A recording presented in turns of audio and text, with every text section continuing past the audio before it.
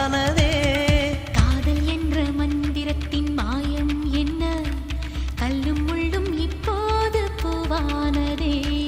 வானவில்லின் துண்டொன்று மண்ணில் வந்து யாருக்கும் சொல்லாமல் பெண்ணானதே.